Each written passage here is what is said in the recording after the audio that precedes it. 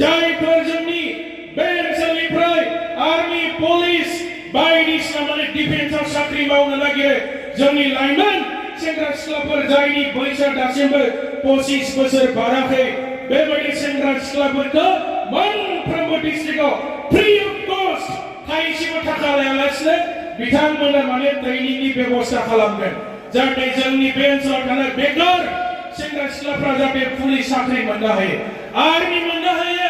पेरामिलिटारि forces defence service बायदिसिना रोखोमनि साखरि बाखरि मोननो हायो जोंनि लाइमोन सेंग्रा सिख्ला बिथांमोना बेनि थाखाय बिपिएफआ सरकार दायोब्ला मोनफ्रोमबो डिस्ट्रिक्टआव फ्रि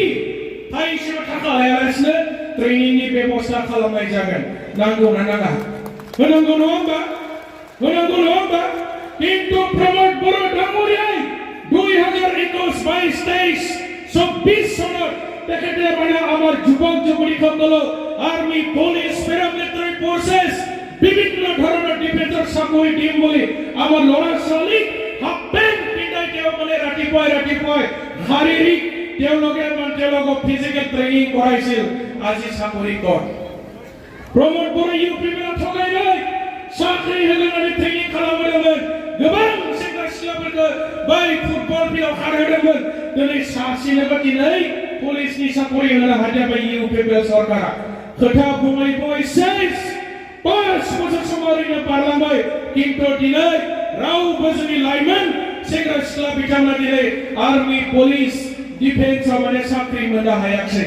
थगायनानैनो 5 बोसोर सम ओरैनो बारलांगारबाय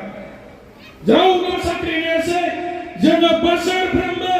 युथ फेस्टिवल खुंगोन मोनफ्रोमबो जिल्लायाव जोङो युथ फेस्टिवल खुंगोन जोंनि लाइमोन सेंग्रा सिख्लाफोरखौ लानानै जोङो युथ फेस्टिवल खुंनो थाखाय बिपिएफनि सिडब्लिउसि मिटिंआव बेखौ डिसिसन लाखाबाय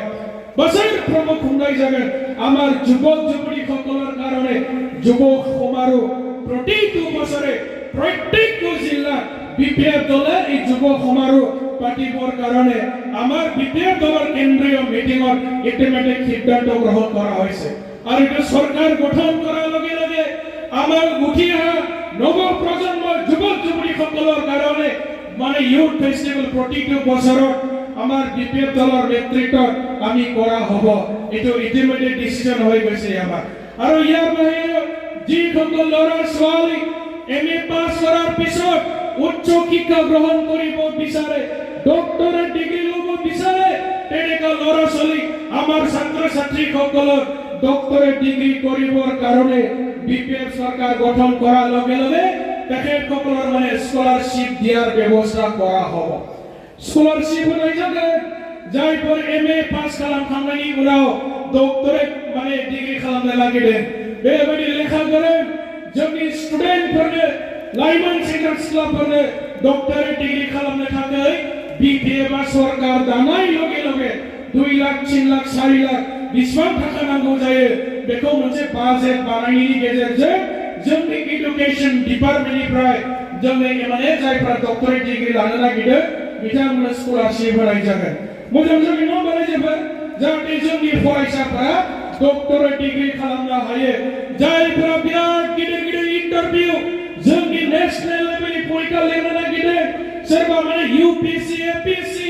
रेलवे सार्भिस डिफेन्स सार्भिस बायदिसिना रोखोमनि बिराद गिदिर गिदिर इन्टारभिउ होनो नागिरदों नेशनेल लेभेलनि बेबायदि मानसिफोरखौ जोङो स्टुडेन्टफोरनि थाखाय जाहाथे जोंनि बे ओनसोलनि गथ'फ्रा जौगानो हायो बिराद गिदिर गिदिर सेन्ट्रेल लेभेलनि साखरि मोननो हायो SS officer IRS officer IPS IAS IFS बायदिसिना रोखोमनि गिदिर गिदिर साख्रि मोननो हायो बेनि थाखाय बिपिएफआ सरकार दानाय लगे लगे बिथांमोननोबो फ्रि अफ कस्ट थाइसेबो थाखा लायालासिनो बिथांमोननो फ्रि कोचिं क्लास होनायनि बेबस्था खालामनाय जागोन